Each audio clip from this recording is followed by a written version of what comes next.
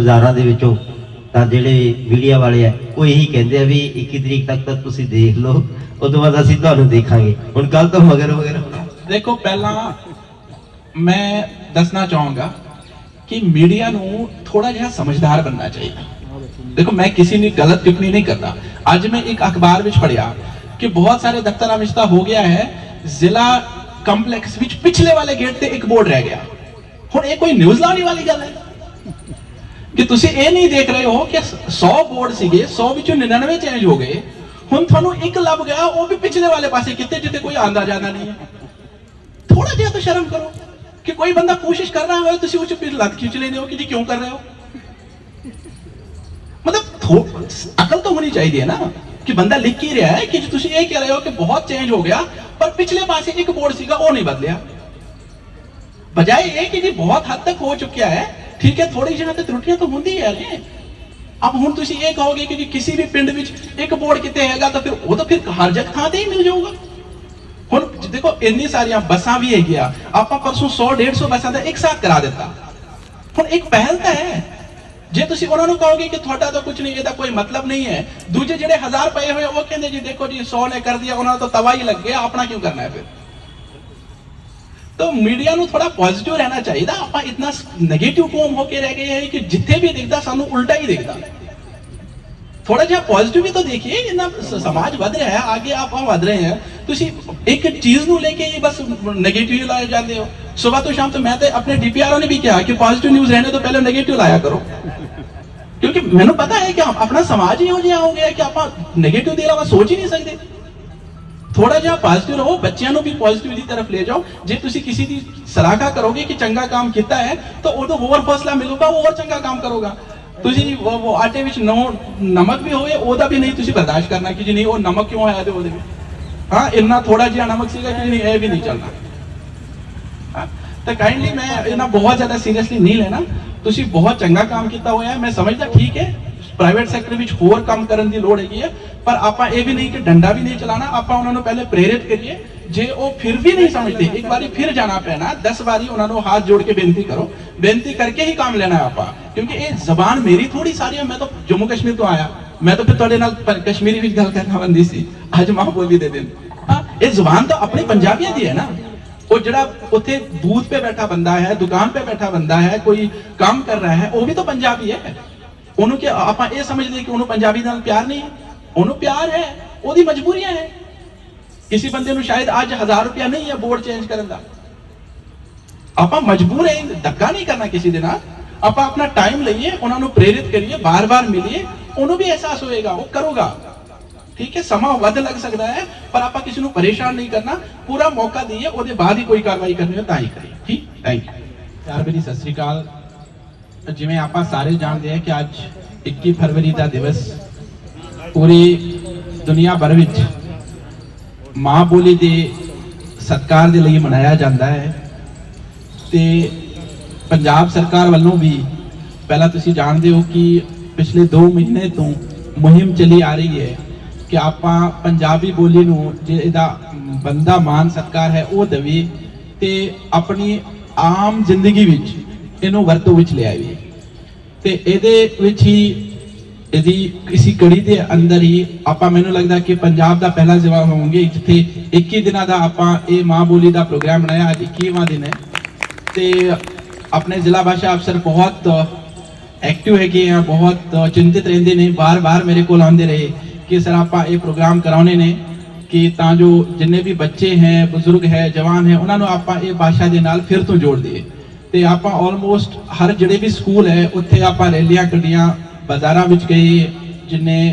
Buses हैगे उन्हां दे नाल बस चालकां दे नाल मीटिंगां कीतियां, उन्हां दे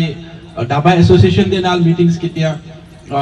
जिन्ने उद्योगी हैगे जिहड़े ट्रेडर्स है उन्हां दे नाल भी आपां मीटिंग्स कीतियां कि उन्हां नूं भी कोशिश कीती कि उन्होंने भी आपां इस मुहिम दे नाल जोड़िए। तो मैं समझदा कि बहुत हद तक एक मैसेज जरूर गया है। हाले भी सरकारी दफ्तरां विच आपां सारा चेंज कर लिया ऑलमोस्ट, बहुत सारी थावां ते पब्लिक ने भी अपनी लैवल ते वध चढ़ के हिस्सा लिया, पर हजे भी मैनूं लगदा कि प्राइवेट संस्थावां जिहड़ी हैगी उन्हां नूं होर आगे लियाउण दी लोड़ हैगी है।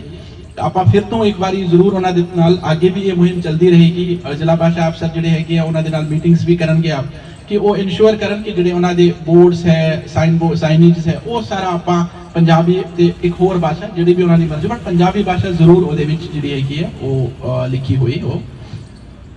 ਇਹਦੇ ਨਾਲ ਹੀ ਦੇਖੋ ਹਰ ਇਨਸਾਨ ਦੀ ਇੱਕ ਪਹਿਚਾਨ ਹੁੰਦੀ ਹੈ ਨਾ। ਇਹਦੇ ਵਿੱਚੋਂ ਕੋਈ ਤੁਸੀਂ ਹਰ ਇੱਕ ਬੰਦਾ ਆਪਣੇ ਆਪ ਨੂੰ ਕਿਸੇ ਨਾ ਕਿਸੇ ਤਰੀਕੇ ਨਾਲ, ਆਪਾਂ ਇਹ ਕਹਿੰਦੇ ਕਿ ਮੈਂ ਭਾਰਤੀ ਹਾਂ है ना, पहला तो ये बोलिए कि आप इस दुनिया के वसनीक है, फिर आप ये कहते हैं कि अब मैं कोई कहता कि चलो ठीक है कोई भारतीय है, कोई अमेरिकन है, कोई कैनेडियन है, तो उस तो बाद आगे बढ़ के चले तुसी अपने सूबे दे नाल जुड़ते हो, बट हर एक सूबे की अपनी अपनी खसूसियतां ने,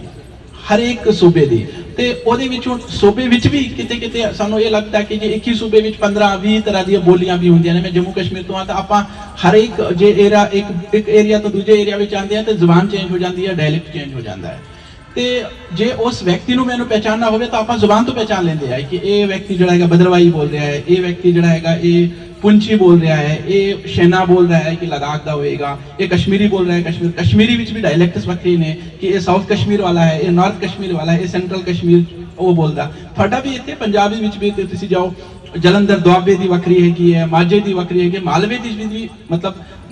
ਤੁਸੀਂ ਮਾਨਸਾ ਤੋਂ ਬਠਿੰਡੇ ਆ ਜਾ ਤਾਂ ਉਹਦੇ ਵਿੱਚ ਵੀ ਚੇਂਜ ਹੋ ਜਾਂਦੀ ਹੈ ਕਈ ਥਾਵਾਂ ਤੇ ਬੇਸਿਕਲੀ ਇਹ ਹੈ ਕਿ ਇਹ ਇੱਕ ਆਇਡੈਂਟੀਟੀ ਹੈ, ਇਹ ਸਾਨੂੰ ਇੱਕ ਦੂਜੇ ਨੂੰ ਪਹਿਚਾਨਣ ਵਿੱਚ ਵੀ ਮਦਦ ਕਰਦੀ ਹੈ। ਮੈਨੂੰ ਯਾਦ ਹੈ ਕਿ ਕਿੰਨੇ ਸਾਰੇ ਕਸ਼ਮੀਰੀ ਪੰਡਿਤ ਹੈ ਹੁਣ ਵੀ ਜੇ ਮੈਨੂੰ ਮਿਲਦੇ ਹੈ, ਚਾਹੇ ਦਿੱਲੀ ਮਿਲਣ ਚਾਹੇ ਇੱਥੇ ਵੀ ਹੈਗੇ ਆ, ਉਹ ਕਸ਼ਮੀਰੀ ਵਿੱਚ ਹੀ ਮੇਰੇ ਨਾਲ ਗੱਲ ਕਰਨਾ ਪਸੰਦ ਕਰਦੇ ਨੇ। ਦੇਖੋ ਕਿੰਨਾ ਸਮਾਂ ਹੋ ਗਿਆ ਉਹਨਾਂ ਨੂੰ, 20 ਸਾਲ ਵੀ 30 ਸਾਲ ਵੀ, ਪਰ ਫਿਰ ਵੀ ਉਹਨਾਂ ਨੇ ਆਪਣੇ ਬੱਚਿਆਂ ਨੇ ਕਿ ਜੀ ਨਹੀਂ ਇਹ ਸਾਡੀ ਪਹਿਚਾਨ ਹੈ ਉਹ ਵਾਲਾ ਜਿਹੜੀ ਹੈਗੀ ਹੈ। ਇਸੇ ਤਰੀਕੇ ਨਾਲ ਤੁਸੀਂ ਆਪਣੇ ਵੀ ਦੇਖੋ, ਚਾਹੇ ਕੈਨੇਡਾ ਵੀ ਚਲੇ ਜਾਈਏ, ਠੀਕ ਹੈ, ਥੋੜੀ ਜੀ ਇੱਥੇ ਜਿਹੜੇ ਬੈਠੇ ਨੇ ਉਹਨਾਂ ਨੂੰ ਆਦਤ ਹੈਗੀ ਹੈ ਕਿ ਉਹ ਜਾਣਬੁੱਝ ਕਰਕੇ ਅੰਗਰੇਜ਼ੀ ਵਿੱਚ ਗੱਲ ਕਰਨਾ ਚਾਹੁੰਦੇ ਨੇ, ਪਰ ਜਿੱਥੇ ਕੈਨੇਡਾ ਚਲਾ ਜਾਂਦਾ ਹੈ ਤਾਂ ਉਹਨੂੰ ਯਾਦ ਆਉਂਦਾ ਹੈ ਕਿ ਮੈਂ ਪੰਜਾਬੀ ਵਿੱਚ ਹੀ ਹੁਣ ਗੱਲ ਕਰਨੀ ਹੈ। ਤੇ ਇਹ ਬੇਸਿਕਲੀ ਕੀ ਹੈਗੀ ਹੈ ਕਿ ਇਹ ਬੰਦੇ ਨੂੰ ਇੱਕ ਉਹ ਜਿਹੜਾ ਅੰਦਰ ਦਾ ਉਹਨੂੰ ਹੈ ਕਿ ਮੈਂ ਕਿੱਥੇ ਦਾ, ਮੈਂ ਕਿੱਥੋਂ ਆਇਆ, ਉਹ ਫੀਲ ਕਰਾਉਂਦਾ ਭਾਸ਼ਾ। ਤੇ ਇਹਦੇ ਲਈ ਇਹ ਭਾਸ਼ਾ ਨੂੰ ਆਪਾਂ ਸਾਂਭ ਕੇ ਰੱਖਣਾ ਹੈ। ਜੇ ਆਪਾਂ ਸਿਰਫ ਇਹ ਦੇਖੀਏ, ਦੇਖੋ ਜ਼ੁਬਾਨ ਦਾ ਮਕਸਦ ਹੈ ਕਿ ਆਪਾਂ ਇੱਕ ਦੂਜੇ ਦੇ ਨਾਲ ਗੱਲ ਕਰੀਏ। ਮੈਂ ਇਹ ਨਹੀਂ ਕਹਿੰਦਾ ਤੁਸੀਂ ਅੰਗਰੇਜ਼ੀ ਨਹੀਂ ਪੜ੍ਹਨੀ, ਤੁਸੀਂ ਹਿੰਦੀ ਨਹੀਂ ਪੜ੍ਹਨੀ, ਉਰਦੂ ਨਹੀਂ ਪੜ੍ਹਨੀ, ਆ ਬਾਕੀ ਇਤਨੀ ਸਾਰੀਆਂ ਭਾਸ਼ਾਵਾਂ ਨੇ ਉਹ ਨਹੀਂ ਪੜ੍ਹਨੀ। ਮੈਂ ਕਹਿੰਦਾ ਉਹ ਵੀ ਪੜ੍ਹਨੀ ਹੈ, ਕਿਉਂਕਿ ਸਾਡੇ ਕੋਲ ਜਿਹੜਾ ਪੜ੍ਹਾਈ ਦਾ ਸਾਧਨ ਦੇਖੋ ਸਭ ਤੋਂ ਵੱਧ ਜਿਹੜਾ ਲਿਟਰੇਚਰ ਹੈ ਉਹ ਤਾਂ ਕਿਸੇ ਵੀ ਸਬਜੈਕਟ ਵਿੱਚ ਕਿਸੇ को इंग्लिश ਵਿੱਚ ਹੀ ਮਿਲੂਗਾ। मतलब यह है कि आप इंग्लिश भी सीखनी है, पर इंग्लिश सीखन करके आप ये कहते कि अपनी भाषा ਨੂੰ ਹੀ ਭੁੱਲ ਜਾਈਏ ਤਾਂ ਉਹ ਤਾਂ ਕੋਈ ਅਕਲਮੰਦੀ ਦੀ ਗੱਲ ਨਹੀਂ ਹੈ। ਆਪਾਂ ਆਪਣੀ ਭਾਸ਼ਾ ਵਿੱਚ ਹੀ ਦੇਖੋ, ਜਿਹੜਾ ਬੱਚੇ ਨੂੰ ਆਪਾਂ ਮਾਂ ਬੋਲੀ ਵਿੱਚ ਜਿਹੜਾ ਗੱਲ ਸਮਝਾਉਂਦੇ ਨੇ ਉਹ ਬਹੁਤ ਆਸਾਨੀ ਨਾਲ ਉਹਨਾਂ ਨੂੰ ਸਮਝ ਆ ਜਾਂਦੀ ਹੈ। ਜੇ ਅੰਗਰੇਜ਼ੀ ਵਿੱਚ ਉਹੀ ਗੱਲ ਸਮਝਾਣਾ ਤਾਂ ਉਹਨੂੰ ਬਹੁਤ ਐਫਰਟਸ ਲਾਉਣੇ ਪੈਂਦੇ ਆ। ਤੇ ਇਸ ਲਈ ਆਪਾਂ ਇਹ ਕਹਿੰਦੇ ਆ ਕਿ ਜਿਹੜਾ अर्ਲੀ ਸਟੇਜਸ ਹੁੰਦਾ ਉਹ ਮਾਂ ਬੋਲੀ ਵਿੱਚ ਹੀ ਬੱਚੇ ਨੂੰ ਪੜ੍ਹਾਉਣਾ ਚਾਹੀਦਾ, ਉਹਨਾਂ ਨੂੰ ਆਸਾਨੀ ਹੁੰਦੀ ਹੈ ਸਮਝਣ ਵਿੱਚ। ਤੇ ਮੈਂ ਸਮਝਦਾ ਕਿ ਸਰਕਾਰ ਦੀ ਤਰਫੋਂ ਜਿਹੜੀ ਇਹ ਪਹਿਲ ਸੀਗੀ ਬਹੁਤ ਹੱਦ ਤੱਕ ਇੱਥੇ ਜ਼ਿਲ੍ਹੇ ਵਿੱਚ ਵੀ ਕਾਮਯਾਬ ਹੋਈ ਹੈ। ਅੱਗੇ ਵੀ ਇਹਦੇ ਵਿੱਚ ਆਪਾਂ ਉਪਰਾਲੇ ਕਰਦੇ ਰਹਿਣਗੇ। ਜ਼ਿਲ੍ਹਾ ਭਾਸ਼ਾ ਅਫਸਰ ਨੇ ਬਹੁਤ ਮਿਹਨਤ ਕੀਤੀ ਹੈ, ਇਹਨਾਂ ਦੇ ਬਹੁਤ ਤਾਲੀਆਂ ਵਜਾਓ। 21 ਦਿਨ ਦਾ ਸਾਰੇ ਬੱਚਿਆਂ ਦੇ ਆਲਮੋਸਟ 1.5 ਲੱਖ ਬੱਚਿਆਂ ਨੂੰ ਇਹਨਾਂ ਨੇ ਇਨਵੋਲਵ ਕੀਤਾ, ਡਿਫਰੈਂਟ ਹਰ ਇੱਕ ਦਿਨ ਦੇ ਹਿਸਾਬ ਨਾਲ ਸਾਰੀ ਥਾਵਾਂ ਤੇ ਪਹੁੰਚੇ। ਤੇ ਤੁਹਾਡਾ ਵੀ ਬਹੁਤ ਸ਼ੁਕਰੀਆ ਕਿ ਤੁਸੀਂ ਇਸ ਪ੍ਰੋਗਰਾਮ ਵਿੱਚ ਸ਼ਾਮਿਲ ਹੋਏ। ਆਪਣੇ ਦਿਲ ਤੋਂ ਤੁਸੀਂ ਆਪਣੀ ਪੰਜਾਬੀ ਭਾਸ਼ਾ ਦੇ ਲਈ ਜਿਹੜਾ ਹੈਗਾ ਉਹ ਪਿਆਰ ਦਿਖਾਇਆ। ਤੇ ਮੈਂ ਉਮੀਦ ਇਹੀ ਕਰਾਂਗਾ ਕਿ ਇਹ ਸਿਰਫ 21 ਦਿਨ ਤੱਕ ਸੀਮਿਤ ਨਹੀਂ ਰਹੂਗਾ।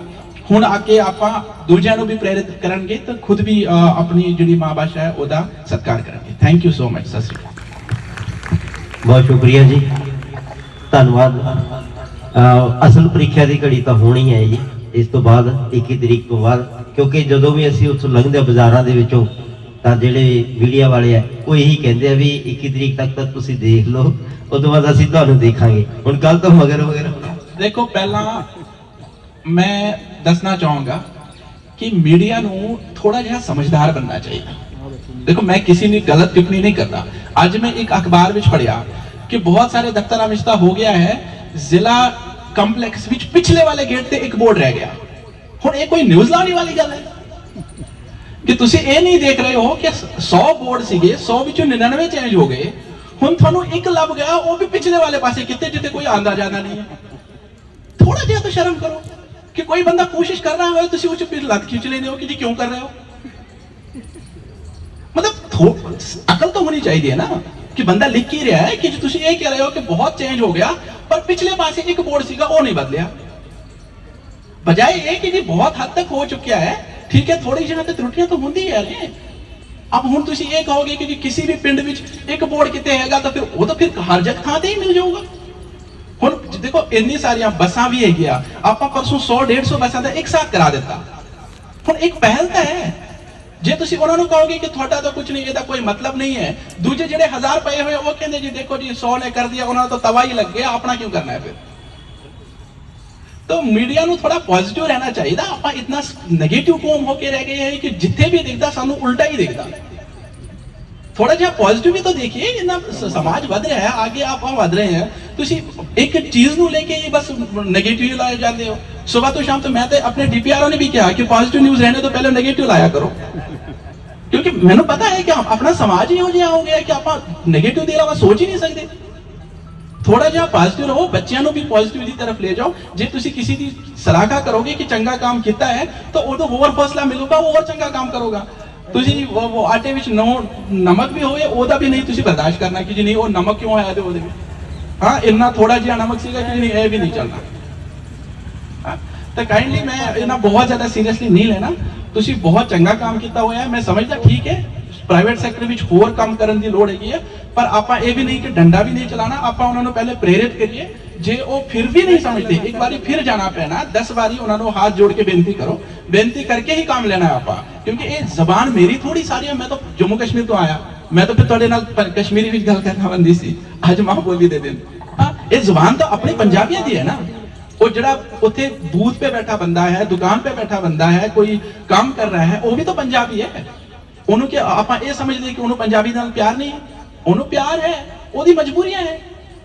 ਕਿਸੇ ਬੰਦੇ ਨੂੰ ਸ਼ਾਇਦ ਅੱਜ 1000 ਰੁਪਿਆ ਨਹੀਂ ਹੈ ਬੋਰਡ ਚੇਂਜ ਕਰਨ ਦਾ